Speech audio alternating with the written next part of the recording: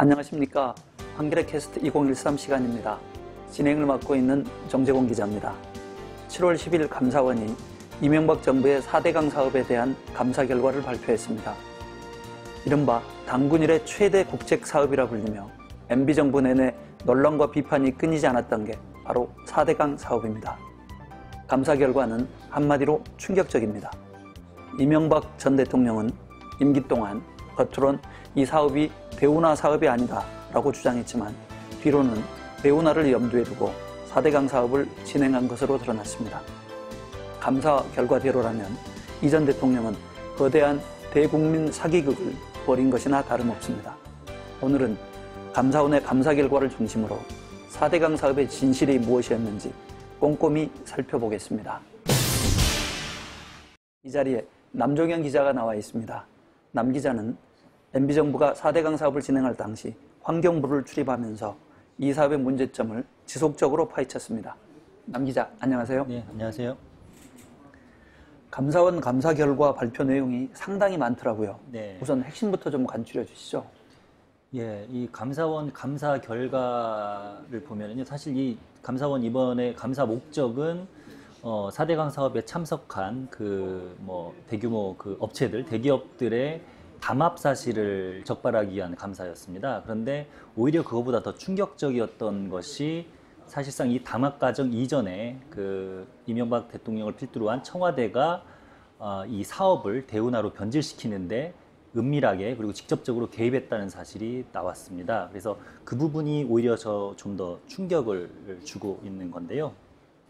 일단 그 4대강 사업은 우리가 대운하라고 부르지는 않죠. 대운하라고 계속 비판을 받긴 했습니다만 공식적으로 4대강 사업은 기후변화를 대비해서 수자원을 확보하고, 그리고 두 번째로는 이 극한 기후 때 나타나는 홍수나 태풍 때를 대비해서 홍수를 예방하고, 그리고 수질을 개선하고, 그리고 국민 레저 시설을 확충하고, 이런 크게 4가지 목적으로 확충되는데요. 알고 보니까 그런 목적이 아니라 대운하의 어떤 전초 단계로 만들어졌다는 거죠. 네. 이른바 4대강 공사 기간 중에도 환경단체하고 많은 전문가들이 이것은 바로 운하다 이렇게 주장을 했었고요. 예. 그래서 당시 남 기자도 현장을 많이 다녔을 텐데 전문가들이 그렇게 주장한 이유는 어디에 있습니까? 이게 전문가들이 그때 가보면, 제가 외국에서 온 독일 운하 전문가도 동행을 해봤는데요. 보면서 이렇게 딱 놀라더라고요. 이거는 아주 운하의 전형적인 특징을 가지고 있다. 근데 왜 그러느냐 했더니, 일단 사실상 댐과 다름이 없는 큰 규모의 보가 일정 거리별로, 그러니까 낙동강 같은 경우에는 한 30에서 한 50km 사이 일정 거리별로 세워져 있다. 이게 운하의 특징을 전형적으로 담고 있는 거라고 합니다. 왜냐하면 만약에 4대강 사업이 정부가 밝힌 대로 목적이 수자원 확보나 홍수 예방이었다면 물이 부족한 곳에다가 불을 세우면 됩니다. 그리고 그렇죠. 홍수가 빈발하는 곳에 불을 세우면 됩니다. 그런데 그게 아니라 무조건 규칙적으로 다 세워놨거든요. 그리고 또 한 가지는 이 최소 수심 6m라는 규칙을 정해놨습니다. 그래가지고 낙동강 같은 경우에는 부산에서 상주 구간까지 무조건 최소 수심을 6m를 맞추도록 설계도가 내려왔는데요.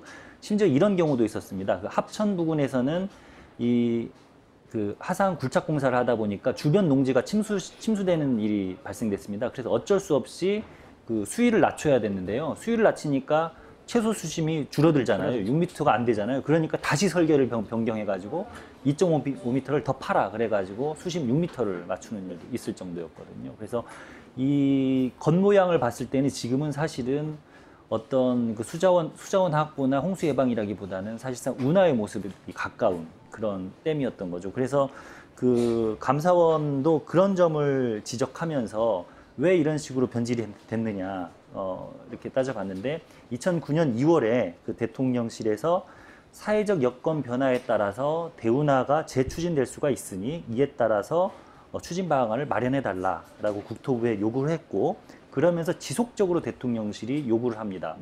대통령 말씀사항이라는 문건이 내려오기도 하고요. 그리고 청와대실에 있는 행정관이 직접 회의에 참석해가지고 여러 가지를 지시하기도 하고요. 심지어는 이런 일도 있습니다.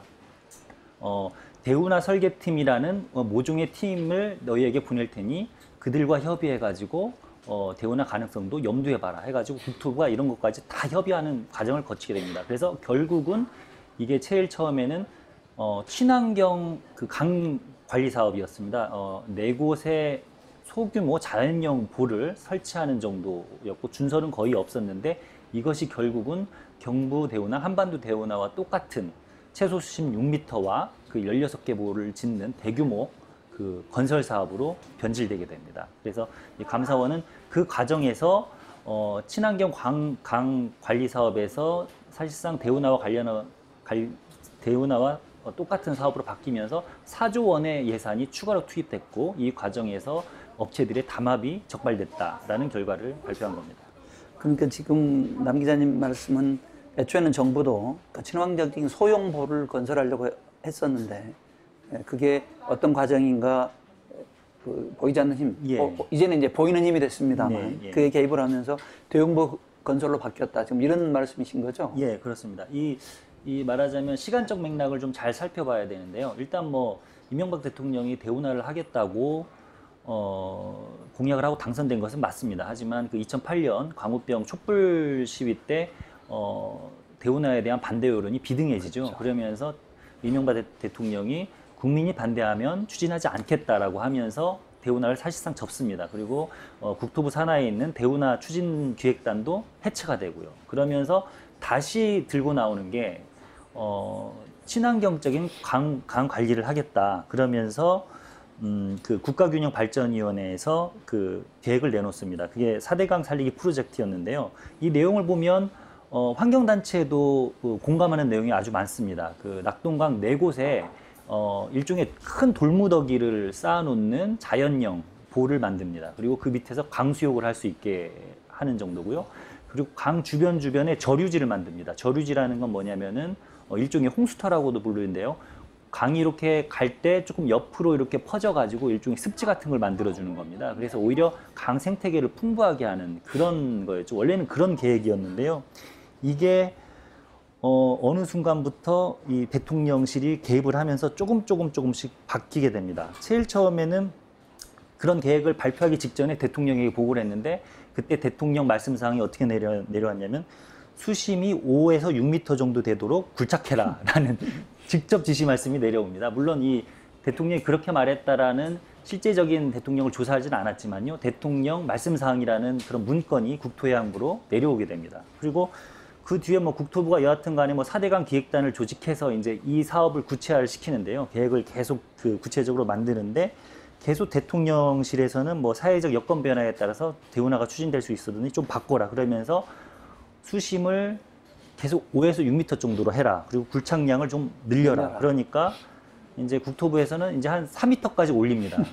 그러니까 또 대통령실에서 다시 내려와가지고 안 된다. 5, 6m 해라. 그래가지고 결국은 6m까지 올라가고 준설량도 한 2.5억 톤에서 결국은 지금의 한 5.8억 톤까지 늘어나게 됩니다. 그래서 그런 과정을 거쳐가지고 결국은 사실상 대운하와 똑같은 내용과 똑같이 된 겁니다.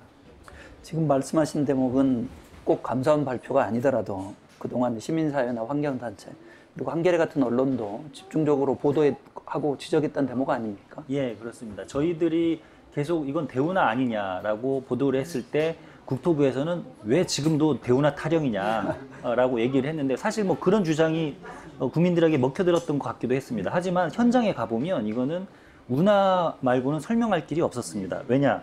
이 공사를 하는 걸 보면은 이 강바닥을 파는데요. 사다리꼴로 팝니다. 사다리꼴이라는 것은 아래를 평평하게 넓게 파는 거거든요. 근데 만약에 이게 자연형으로 만약에 그 굴착을 한다면 역삼각형 모양으로 파야 됩니다. 원래 강이라는 건 이 역삼각형 모양으로 이렇게 깊이 패여서 가는 거잖아요. 근데 그렇게 파지 않고 설계도를 보면 사다리꼴로 팔고 있었습니다. 그리고 또 최소 수심이 항상 6m였다는 점. 이런 걸 보면은 전형적인 운하라고 할 수밖에 없었습니다. 그렇지만 이런 비판에 대해서 그 이 대통령이나 MB정부 주요 인사들은 일관되게 대운하가 아니다. 이렇게 거꾸로 반박을 했지 않습니까? 결국 거짓말로 드러난 건데 예. 도대체 그들은 어떤 거짓말을 한 겁니까? 예, 뭐 이런 대운하가 아니라고 한 적이 워낙 많아가지고요. 뭐 찾아볼 수 없을 정도입니다. 뭐 이명박 대통령은 대운하 사업을 추진하는 하는 거 아니냐라는 말에 내 가슴이 정말 답답했다. 뭐 이러는 표현을 하기도 했고요. 대운할 계획도 없고 임기 내에 추진하지도 않겠다. 뭐 이런 얘기를 했습니다. 그리고 신명필 4대강 살리기 사업본부장, 그러니까 사실상 이 4대강 살리기 사업본부는 4대강 사업을 진두지휘한 단체인데요. 절대 대운하를 만들기 위한 사업이 아니다. 대운하와 비교하는 건 적절치 않다. 뭐 이런 말을 했고요. 정종환 국토해양부 장관은 뭐 운하 전주곡이라고 말하는 사람이 있는데 절대 아니다.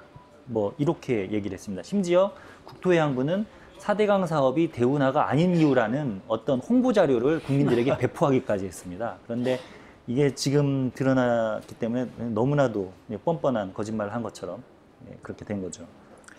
앞서 지난번 감사원 2차 감사인가요? 그 4대강 사업 뒤에 수질 등 이런 환경적 요인들이 전혀 개선되지 않았다. 그런 발표를 했지 않습니까? 네, 그렇습니다. 이 감사에 앞서서 그 감사원이 수질과 그리고 그 토목 분야에 대해서 감사를 했었는데, 이 수질 분야에 대해서는 사실상 큰 변화가 없거나 일부 나빠졌다고 발표를 했습니다. 실제로 지금 4대강, 특히 낙동강 중상류 구간 같은 경우에는 예전에 녹조가 생기지 않는 곳이었거든요. 근데 4대강 사업 완공 직후 작년에 대규모 녹초 사태 때문에 그 독성 물질인 마이크로시스티스가 번식해서 그 대구나 구미 시민들이 식수에 2억을 받기까지도 했습니다. 그리고 올해 4월에도 또 한 번 그 합천 밀양 부근에 또다시 녹조가 발생을 했죠. 그리고 이 토목 분야도 이 보 주변에 여러 가지 세굴 현상이 있고, 그리고 또 물이 새기도 하는 등 여러 가지 그 부실 공사가 있었다라고 감사원이 결과를 발표했습니다. 그 이유는 뭐였냐면 결국은 이명박 대통령이 임기 내 완공을 위해서 지나치게 빨리 공사를 추진했기 때문입니다. 기본적으로 동절기에는 공사를 하지 말아야 되는데 동절기에 심지어 이게 난로를 떼면서까지 시멘트를 말렸다는 말이 있을 정도로 지나치게 빨리 공사를 했기 때문입니다. 그렇다면 결국 감사원의 그 두 차례에 걸친 감사 결과로 종합을 해본다 그러면 4대강 사업이라고 하는 게 총체적으로 보면 대국민 사기극이었다 이렇게 불러도 크게 하자가 없는 상황이 된 셈이군요. 예, 그렇습니다. 어떻게 보면 이명박 대통령은 대운하를 만든다고 생각하면서 국민들한테는 기후변화를 대비해서 수자원 확보와 홍수 예방을 하겠다는 사업으로 거짓말을 한 거라고 할 수 있죠. 그러면 그 대운하라도 제대로 공사를 했느냐? 또 그것도 아니었다는 거죠. 예, 그 보호에서는 지금 물이 새고 있고, 그리고 수질은 지금 계속 나빠지고 있습니다. 결국은 뭐 대국민 사기극이자 아주 거대한 부실 공사가 돼버린 꼴이 되고 말았습니다. 그럼 지금 보다 근본적인 문제를 한번 좀 고민해 봐야 될 것 같은데요. 4대강 상황이 지금 그렇다 그러면 이 상태로 내버려 둘 수는 없는 거 아니겠습니까? 네. 뭔가 개선이 필요할 것 같은데 어떤 개선 방안들이 가능할까요?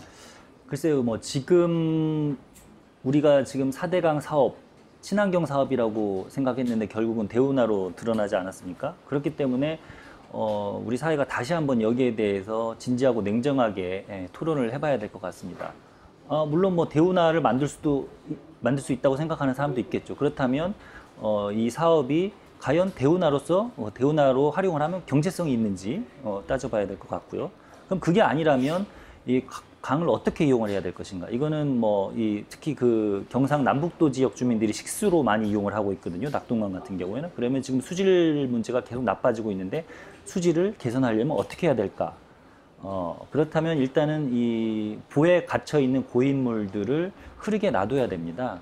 그러기 위해서는 일단은 응급조처로 보에 있는 수문을 특히 녹조가 발생하는 그 봄철만이라도 일단은 열어놔야 한다는 게 일단은 전문가들의 의견입니다. 그리고 장기적으로는 뭐 보 해체라든지 아니면 보를 다른 용도로 변형해서 사용한다든지 이런 것들에 대한 대안도 논의해야 될 거라고 봅니다.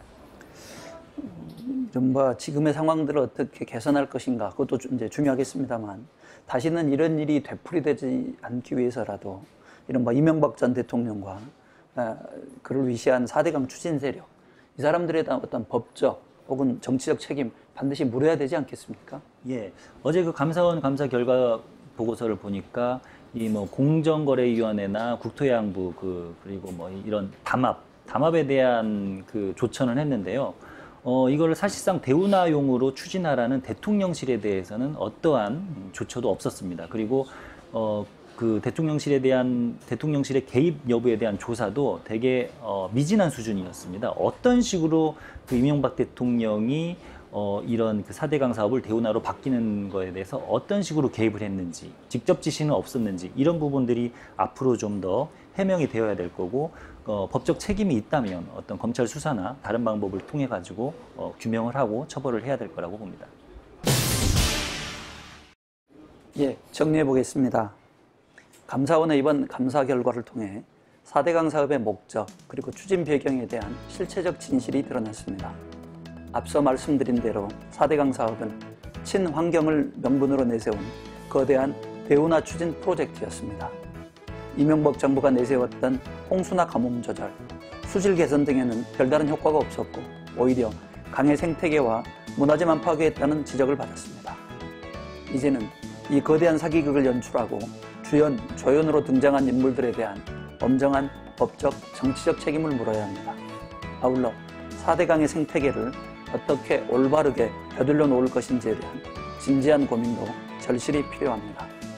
강이 살고 더불어 온 국민이 함께 살아가는 조화로운 세상의 복원을 기대하면서 이 시간 마무리하겠습니다. 지금까지 남종현 기자와 함께했습니다. 남 기자 수고하셨습니다. 네, 고맙습니다. 한겨레 캐스트 2013을 마칩니다. 저는 정재곤입니다. 감사합니다.